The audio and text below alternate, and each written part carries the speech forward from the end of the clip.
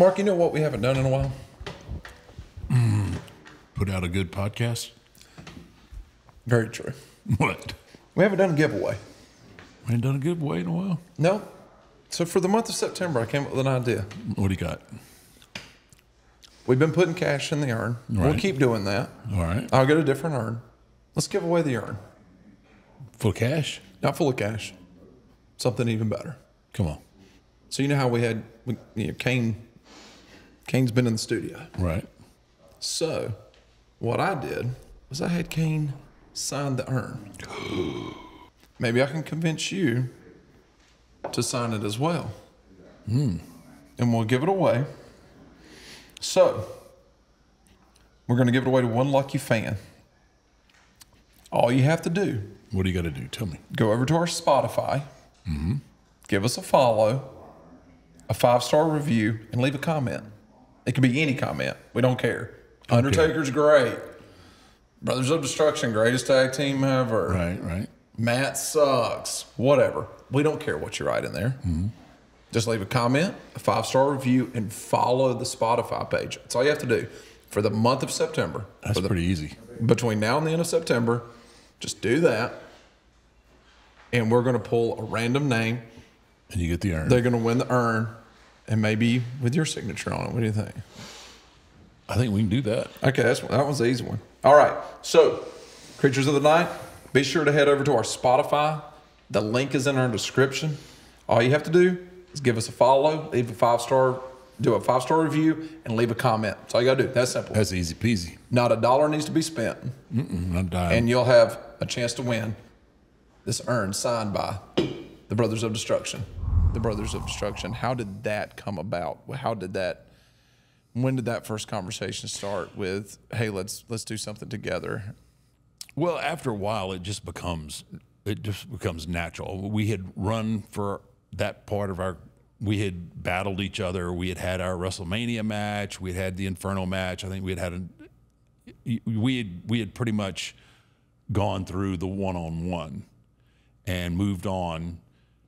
And then it just kind of become like a natural, like, can you imagine these two together? And we were just kind of in that situation where it happened, and we got put together, and it was just It's as good as it was. Duo. I mean, that's the thing. It was awesome, but it was too awesome. Yeah. Because You're there's too good. nobody. I mean, There's nobody nobody who matches up to two guys with two giants. One throws lightning and the other one throws fire. I mean, like, how do you match anybody up against that? Yeah. You don't. And that was so the thing that made it so cool and so ominous and dominant was also the reason why it didn't last any longer than it did, because they just couldn't book anybody with us. Yeah. I mean, we had to kill. We had to kill everybody. Yeah, none of it. It doesn't make sense if you've, if you've got a tag team that's, combined weight of 300 pounds. That's facing a combined weight of almost 700 pounds. Yeah, it just doesn't. I mean, the math doesn't add up. No. And yeah, it was. Man, we just smoked everybody, and we end up getting the tag belts, and then the WWE tag belts, and then the WCW guys came over, which I think was DDP and Chris Canyon. I believe they had the WCW titles. So then we had to have a unification match. Yeah, you guys were 3-time tag team champions. Yeah, I mean, seriously, it was fun. It was fun doing pre-tapes together and vignettes together. It was a lot of fun, and it wasn't much work because we just were so physically dominant over everybody that we pretty much had our way, and it was. And that's where it's also with both of y'all. This is what it's always been kind of interesting whenever you bring two guys together that were singles, for singles wrestlers for most of their career. Right. Come together, especially two guys like y'all, where all of a sudden now, like, who's going to finish this match? You know what I mean? Like who's going to do the sell and who's going to get the hot tag? Well, yeah. Like who's gonna get the finisher? Who's going to get to pin the guy? You know what I mean? Like who's going to get that glory? You know what I mean? Like especially with you two, right? And I'll tell you, Glenn he always volunteered to sell and give me the hot tag. It wasn't even the only argument that we ever had was on the times where I wanted him to get the hot tag. Yeah. And he was like, no, he said they pay to see your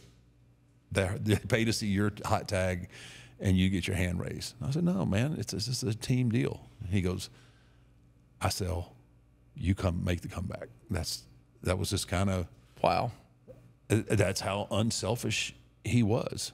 Where there was a lot of people in that same boat would have like, well, let's go back and forth, let's switch it off night after night, which I was willing to do. He didn't. He obviously part of that was he was grateful, I think, for the help that I'd given him. And then also who the Undertaker character was as far as the company. But he was a workhorse, dude, and his ego was always on a shelf somewhere, and whatever was best for business, that's what he did, and he did it great. That says a lot about him to do that. You're not gonna find a better human being than Glenn Jacobs. Dude, I've got one story on him that I can tell, and even that isn't bad. I mean, it really isn't. It's nothing other than him, being a little bit, tiny bit, maybe overserved. But one night in over 25 years. Other than that, he is just like first on the bus, ready to go, first in the arena, first guy to get set down and go over, figure out what's going to happen in the match. He's just a consummate professional, and just a pleasure. Honestly, God, I mean, it's boring to almost keep putting him over, but that's who he was who he is.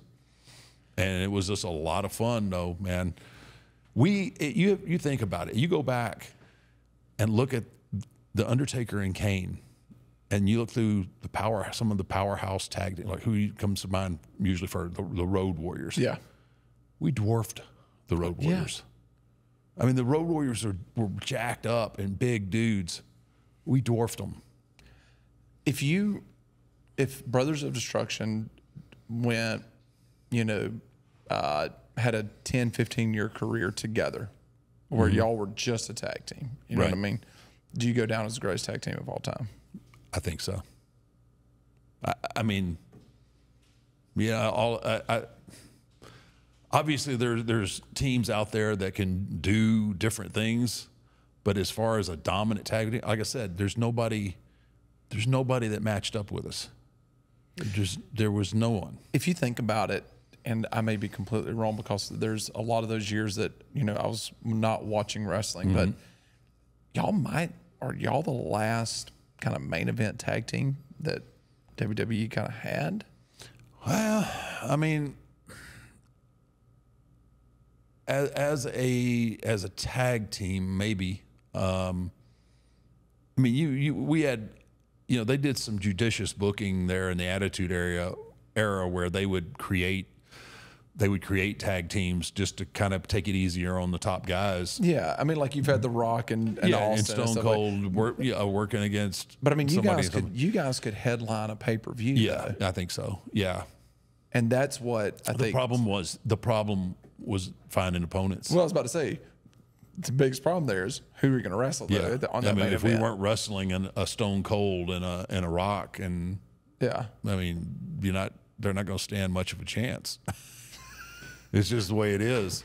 And it would have been fun, though, to see y'all as a tag team wrestling the likes of, like, the Road Warriors, right? Like, during their prime. Oh yeah, that would have been fun. And even like a Demolition, that would have been fun because those guys could go as well. Steiners, Oh yeah, those would have been great. But they're still. I mean, even all those guys, y'all are twice their size. It seems like. I mean, from what I'm thinking about, in my head right now, they're all.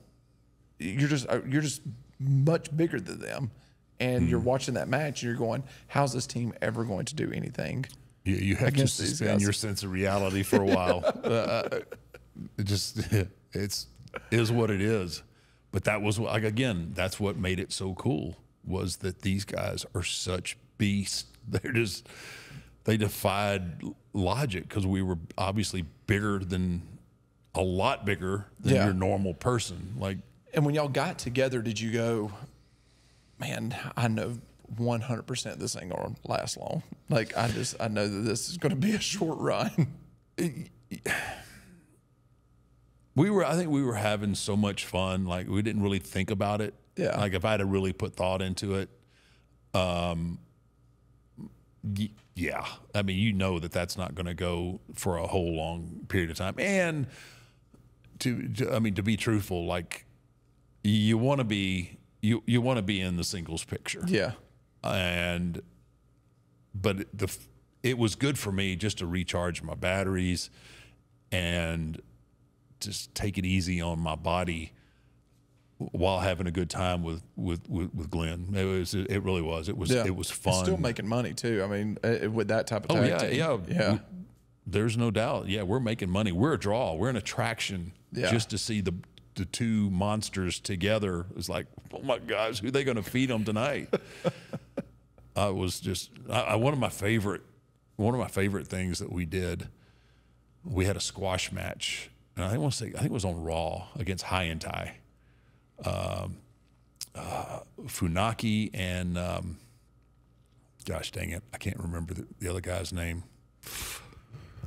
But anyway, the finish was going to be double last rides, and anyway, so I go and I think it was Funaki. I give Funaki a last ride, but when Kane took his guy and pulled him up, he went up over his head and went out the back door, right? Went right over the top of him. And it just turned off the cuff into an ad lib of me chastising Kane for not being able to do the last ride.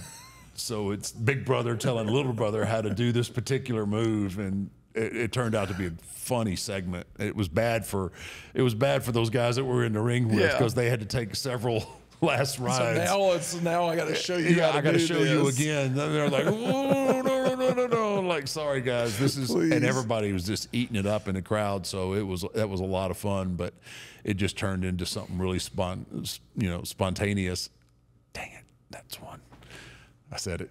Oh, just got a I got a in the jar right there. Oh man. Oh man. Right. But anyway, but it turned into what was going to be a kill segment turned into a funny segment, and me teaching Kane how to do the last ride on Raw was that poor tag team. Dude, that's a long way. Yeah, it's not just a power bomb. It's from the power bomb position, it's a full extension, and then the way I almost feel bad for even having that in the repertoire.